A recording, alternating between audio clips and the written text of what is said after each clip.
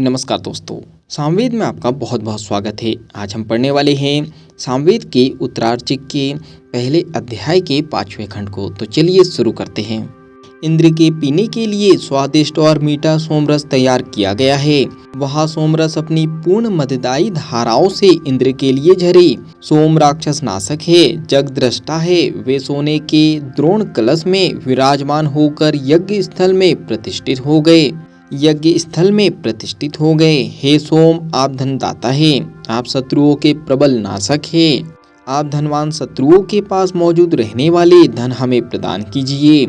हे सोम, आप अत्यंत मधुर है, आप यजमान को कर्मों का फल देते हैं। आप प्रकाशमान व तृप्तिदायी हैं। आप इंद्र के लिए पात्र में छनकर तैयार हो जाइए। हे सोम, आप बहुत शक्तिमान हैं। आपको पीकर इंद्र और शक्तिमान हो जाते हैं। आपको पीकर बुद्धिमान भी प्रसन्न होते हैं। आपके प्रभाव से इंद्र युद्धों में घोड़ों की तरह शत्रुओं के धनों को शीघ्र ही अपने अधीन कर लेते हैं। सोमरस चमकीला और हरा है। वह बहुत जल्दी छनकर पात्र में पहुंच गया है। वह जल्दी से जल्दी इंद्र को प्राप्त हो। सभी लोगों को यह पता है कि सोमरस सेवन करने योग्य है। इसे छानकर तैयार किया गया है। इसे इंद्र के लिए मटकों में भरा गया है। सोमरस जीतने की इच्छा रखने वाले इंद्र को युद्धों में बहुत जोश देता है। सेवन करने योग्य सोम को पीकर और प्रसन्न होकर इंद्र धनुष धारण करते हैं। जल प्रवाह को जीतने वाले इंद्र वज्र को धारण करते हैं। हे यजमानों, निसंदेह यह सोमरस जीत दिलाने वाला है। यह आप पूरी तरह मान लीजिए। यह प्रसन्नतादायी है। आप इसकी ओर लपकने वाले लंबी लंबी जीभ वाले कुत्तों यानी राक्षसों को इससे दूर भगाइए। यज्ञ में सोमरस यजमान का सहायक है। यह पारदर्शी धाराओं से घोड़े की तरह वेगवान होकर कलश में जाता है।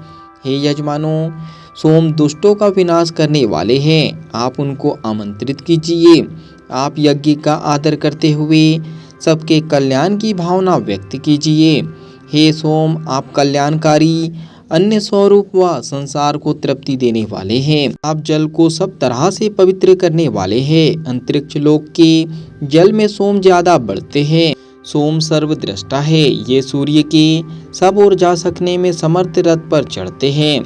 सोम तो जैसे यज्ञ की जीभ ही है। सोमरस छनते समय आवाज करता है। यह मीठा और प्रिय रस वाला है। सोम यज्ञ संबंधी क्रियाकलापों को जानने वाले व निर्भय है। वे अपने माता पिता का नाम नहीं जानते। ये यजमान द्वारा तैयार किए जाते हैं। ये स्वर्ग लोक को चमचमाने वाले हैं। ये छनकर तैयार हो जाने पर सोमजयी नामक तीसरे नाम को ग्रहण करते हैं। यजमान सोने के कलश में सोमरस को छानते हैं। कलश में जाते समय सोमरस आवाज करता है। इस सोमरस की यजमान उपासना करते हैं। सोमरस सुबह, दोपहर और शाम इन तीनों सवनों यानी संध्याओं में प्रकाशित होता है। ये खंड यहीं पर समाप्त होता है। आज के लिए इतना ही। धन्यवाद। मिलते हैं अगले खंड में। जब तक के लिए आप चैनल को सब्सक्राइब कर लीजिए और बेल आइकन को दबा दीजिए ताकि आने वाला खंड आपसे मिस ना हो सके। धन्यवाद।